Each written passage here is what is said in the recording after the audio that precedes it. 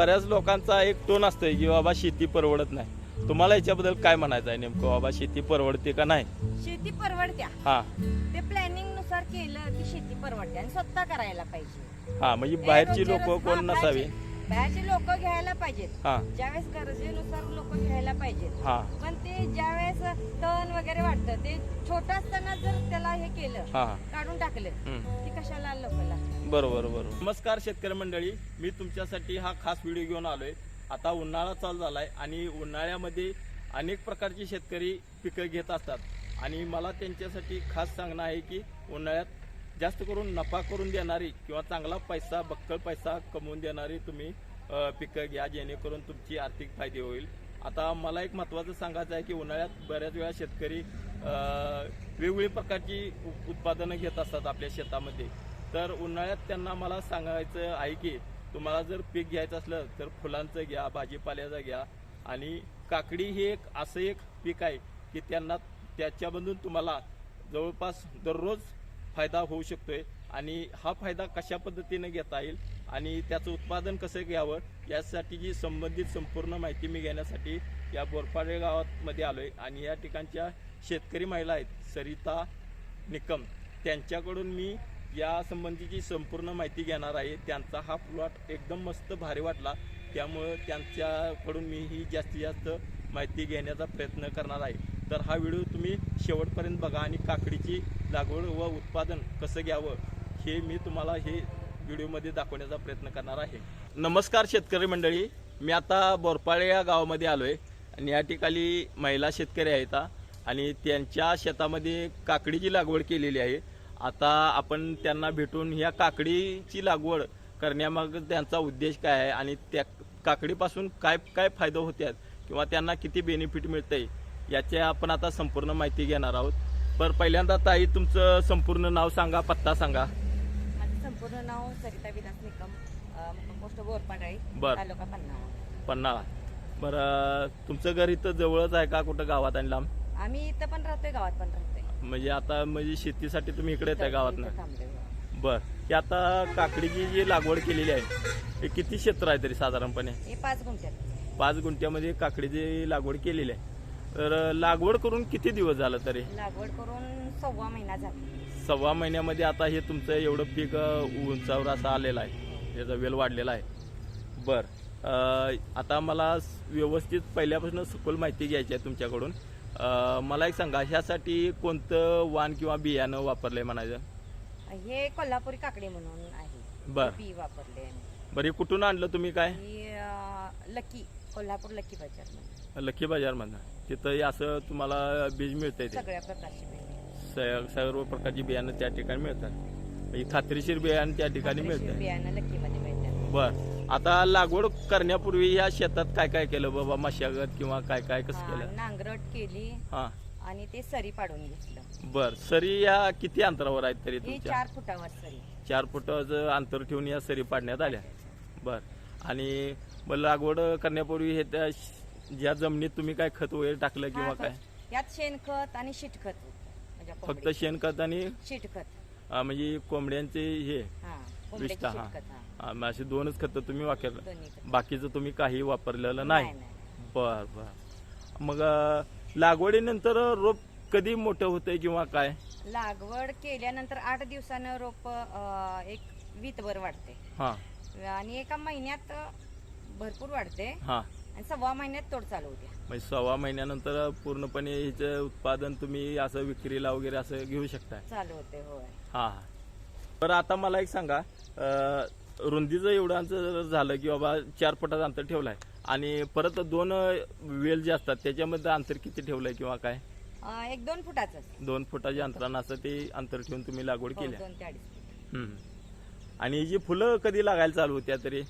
बरोबर 1 महिन्यानं फुलं लागायला चालू होतात. हा. आणि 1 महिना 10 दिवसांना एवढं 1 सेंटीमीटर जरी ते काकडी लागली हा. तर लगेच 2 दिवसात तोडायला येते. तोडायला येते, म्हणजे झटपट ह्याचं उत्पादन तुम्ही घेऊ शकताय. हो. तर मंडळी, तुम्हाला एक सांगायचं आहे की काकडीचे उत्पादन महिन्यात 1.25 महिन्यात, अगदी म्हणजे जास्तीत 1.5 महिन्यात तुम्हाला याचं उत्पादन चालू होत आहे. आणि तुम्हाला जो काय आर्थिक जो फायदा आहे किंवा आर्थिक गणित घालण्यास तुम्हाला लवकरात लवकर सुरुवात करता येते काकडीपासून, बरोबर ना? हो हो हो. आणि पूर्ण ऑर्गॅनिक आहे.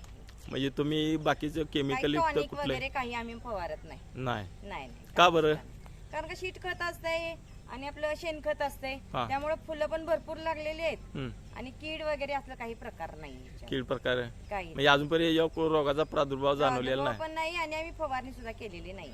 बरं, एवढा मोठा उन्हाळा आहे, ऊन भरपूर लागतंय, प्रचंड उष्णता आहे, आणि तरी सुद्धा तुमचा आता हा प्लॉट जो आहे हिरवागार आहे, फुलं सुद्धा या ठिकाणी भरपूर लागलेली दिसते ती. मग म्हणजे रोगाचा कुठलाही प्रादुर्भाव दिसत नाही. आता काही वेळेला करपलेली पानं वगैरे असतात किंवा पानं पिवळी पडतात, असं काय मला या ठिकाणी दिसले नाही. एकदम चांगला तुमचा हा प्लॉट मला दिसून आला. बरं ताई, मला एक सांगा, पाण्याची सोय कशी केली आहे किंवा पाणी व्यवस्थापन तुमचं कसं आहे या ठिकाणचं? पाणी मोटरीनं विहिरीतलं पाणी चालू आहे. बरं, विहीर जवळच आहे का लांब आहे? आहे ना इथं. इथंच आहे काय? जवळ. बर, मग आता रोप लहान असताना पाणी किती दिवसांनी दिलं आणि आता किती दिवसांनी देत आहे काय? रोप लहान असताना 2 दिवसांनी देत होतो. हा. आता 4 दिवस एकदम जास्त भिजलं की हा. 4 दिवसांना देतोय. म्हणजे आता पाणी कमी लागतंय म्हणायचं का? आता पाणी लागतंय की, पण जास्त वेळ लावलं की नाही हा 4 दिवसांना. आता पाणी उन्हाळ्याच्या दिवसात जास्तच लागते. हा बरोबर, म्हणजे कमीत कमी 4 दिवसांतर याला पाणी लागते. अच्छा अच्छा. आता तुम्ही म्हणता की बाबा या पिकावर रोग पण काही पडत नाही, तरी पण आता मला एक सांगा, चांगली ह्या काकडीची वाढ होण्यासाठी काय काय करायला लागते, तरी आणखी थोडक्यात काय माहिती देऊ शकताय तुम्ही? चांगली वाढ व्हायसाठी यामध्ये हा टॉनिक वगैरे काय फवारायचं नाही. हा बर. गोमूत्राची फवारणी करायची. आता गोमूत्र हे महत्वाचं तुमच्या दृष्टिकोनात, हा, बरोबर?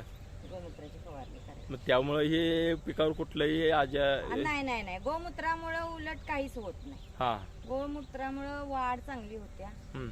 आणि फुलं वगैरे लागायला पण हे होते. हा, म्हणजे करपा येत नाही, कुठलीही म्हणजे असं रोग येत नाही, आळी किंवा कुठला रोगाचा प्रादुर्भाव होत नाही. प्रादुर्भाव होत नाही. तुमचं जे काकडीचं जी आता रोप वेल आहे तो चांगल्या पद्धतीने वाढतो. बरं, मला एक सांगा, आता ही काकडीचं तुम्ही जे उत्पादन घेताय हिची विक्री कुठं करता किंवा काय?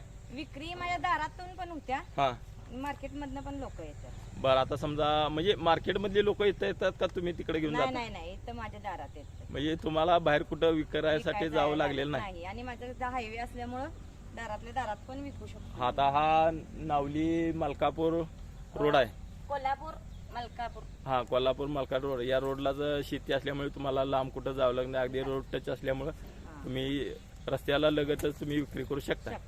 हा तुम्हाला एक फायदा आहे त्या पाठीमागचा. बरं, मला एक सांगा, हे आता तुम्ही जे वेल जे बांधायला लागलाय याच्या पाठीमागचं काय गणित आहे तुमचं तरी नेमकं? हे खाली ज्यावेळेस वेल असं मातीत असतात हा, त्यावेळेस काकडी सापडत पण नाही आणि मातीत जास्त असं मातीत तापल्यामुळे ते काकडीचा जो कलर आहे हा, तो पांढरा होतोय. हा, पांढरा आणि किंवा असं पिवळसर असं. अंतराळी असले की काकड्या पण मिळतात हा, आणि काकडी ही हिरवट राहते. बरोबर. आणि ती वाढ पण चांगल्या प्रकारे होत असेल ना? चांगल्या होत्या. अच्छा. कारण का जास्त वेलाच हे होते, हा, वेल जास्त असं खाली हे झाले की जास्त वाढ होत नाही. आणि आता ही असं हवा पण खेळती राहते म्हणा किंवा हवा खेळती राहते. हा, आणि उत्पन्न डबल मिळते. हा, आणि सूर्यप्रकाश सुद्धा त्याला बऱ्यापैकी मिळत असेल, चांगला मिळते. त्यामुळे याची वाढ जोमानं होत्या. वाढ पण होत्या आणि काकडी पण आपल्याला मिळत्या. हा, शोधत बसायला लागत नाही. बरोबर. काकड्या आहेत पण दिसना झाल्यात असं. हा, म्हणजे शोधून असं काढावं लागतं. बरं ताई, मला एक सांगा, आता या काकडीला बाजारभाव काय आहे साधारणपणे? किलो पाठीमागे किती दर मिळते तरी? किलो 80 रुपये किलो आहे आता. 80 रुपये किलो आहे किलो. कवळी काकडी 80 रुपये. कवळी काकडी. डायरेक्ट शेतात ना, म्हणजे शिळी वगैरे नसल्यामुळे ते डायरेक्ट नेतात लोक. हा, बरोबर. शिळी नसल्यामुळे लोक नेते. बरं, मला एक सांगा, आता तुम्ही मला एकट्या शेतात काम करत दिसताय, पण तुम्हाला आणखी कोण कोण घरचे लोक तुम्हाला यामध्ये मदत करतात? मला 2 मुलं आहेत. हा, ती दोन्ही पण मदत करतात. हा. मिस्टर दीर असतात आमचे. बर. आम्ही सगळेजण शेतात काम करत असतो. म्हणजे 4-5 जण तरी तुम्ही या शेतात राबताय? होय. अच्छा अच्छा. आणखी शेती तुमची किती आहे किंवा काय, किंवा त्या बाकी शेतीत काय घेताय किंवा काय? बाकीची शेती आहे की त्यात आम्ही ऊस, भात वगैरे ही पिकं घेतो. बर बर. ते एवढंच. आता या उन्हाळ्यामध्ये हे तुम्ही काकडीचं उत्पादन घ्यायला लागलाय, आणि तुमचा कोंबड्यांचा पण काय व्यवसाय म्हणता? माझा देशी कोंबडी हा व्यवसाय आहे. बर मी त्यातून 1 सुद्धा महिन्याची पिल्ली विकतोय. होय काय 1 महिन्याची पिल्ली माझ्याकडून 2-2 हजार पिल्ली माझ्याकडे असतात. म्हणजे तुम्ही जोडधंदा म्हणून कोंबडी पालन सुद्धा करताय. कुक्कुटपालन पण आहे, कारण का कुक्कुटपालनाचं काय हा. त्यांचं शीत खात असते हा ते शेतीसाठी अतिशय उपयुक्त. हा हा म्हणजे दोन्ही दुहेरी फायदा तुम्ही घ्यायला लागलाय तर. हा. बरं आता मला एक सांगा, ही काठी किंवा तार लावणे आणि ही आता हिची लागवड करणे, पाण्याचं नियोजन किंवा खताचं नियोजन हे एवढं करण्यासाठी साधारणपणे किंवा पाण्याची सोय करण्यापर्यंत तुम्हाला साधारणपणे किती खर्च आला असेल तरी अंदाजे? अंदाजे एक 2,000 रुपयेपर्यंत आला असेल. 2,000 पर्यंत आला असेल. होय काय? म्हणजे बियाणं आणण्यापासून हा, बियाणं आणण्यापासून तारा वगैरे काय घरचे असल्यामुळं काय आम्ही हे काय आपलं घरचं तारा बांबू वगैरे सगळं तुमचं घरचं आहे? घरचं असल्यामुळं हां एवढं काय हे नाही. फक्त बियाणं आणि म्हणजे त्याला जी लागवड आळवणी म्हणतात हां ते आळवणे फक्त 2 दिलेले आहेत. त्यासाठी एक 2,000 रुपये खर्च आले. हां हां. आणि तुमची मशागत पण तुम्ही आता जनावरांच्या करून घेताय का ट्रॅक्टर वगैरे? जनावरांच्याकडून. होय. हो. मग त्यामुळे तुम्हाला ही काकडीची लागवड फायदेशीर ठरते आता. हा, कष्ट केल्यावर भरपूर फायदा मिळतो. हां हां. आता बऱ्याच लोकांचा एक टोन असतोय की बाबा शेती परवडत नाही. तुम्हाला याच्याबद्दल काय म्हणायचं आहे नेमकं, बाबा शेती परवडते का नाही? शेती परवडत्या, हां ते प्लॅनिंग नुसार केलं की शेती परवडते आणि स्वतः करायला पाहिजे. हां म्हणजे बाहेरची रोजच्या लोक रोज- कोण हा, नसावी. बाहेरचे लोक घ्यायला पाहिजेत. हां ज्यावेळेस गरजेनुसार लोक घ्यायला पाहिजेत. हां पण ते ज्यावेळेस तण वगैरे वाटतं ते छोटं असताना जर त्याला हे केलं, हां हां. काढून टाकलं हम्म. की कशाला लोक लागतात. बरोबर बरोबर. आणि ऑर्गॅनिक शेती केल्यावर काय जास्त लागतच नाही नाही. काय? आपण टॉनिक फवारणी केली की एकदम तणाचं वाढ होत्या नाही. होय काय? त्यामुळं ऑर्गॅनिक शेतीत तण वगैरे काही येतच नाही. हम्म. म्हणजे ऑर्गॅनिक शेती फायद्याची. फायद्याची. बरं ताई मला एक सांगा, काकडीची तोडणी किती दिवसांनी करावी लागते तरी साधारणपणे? काकडीची तोडणी 2 दिवसानं करायला लागत्या. हां हे एवढी काकडी आली की नाही ही 2 दिवसात बरीच मोठी होती. म्हणजे 2-2 दिवसाला तोडून तुम्ही ती विक्री करू शकताय? हा, 2 दिवसाला विक्री करायला लागते. म्हणजे त्यामुळं नाही ज्यादा. होय काय? 2-2 दिवसाला करायला लागते. म्हणजे 2 दिवसाआड तुम्हाला विक्री करून म्हणजे पैसे पण एकसारखं तुम्हाला मिळत राहतात. हा, कवळी काकडी असल्यामुळे ते हां पैसे योग्य दर मिळतो काकडी. हां. त्यामुळं तुमचं घरचं चलन वगैरे किंवा तुम्हाला हातात पैसा पण खेळता राहतो. राहतोय. हां, ह्या एक काकडीचा फायदा आहे तर. हो. तर मंडळी, काकडी संबंधीची माहिती कशी वाटली हे कमेंटमध्ये मला नक्की सांगा. आणि याविषयीचे काही प्रश्न असतील तेही विचारा. आणि तुम्हाला महत्त्वाचं म्हणजे सांगायचं म्हणजे माझ्या चॅनलला पहिल्यांदा सबस्क्राईब केलं नसेल तर सबस्क्राईब करा. आणि हा व्हिडिओ आवडला असेल तर इतरांनाही पाठवा. धन्यवाद.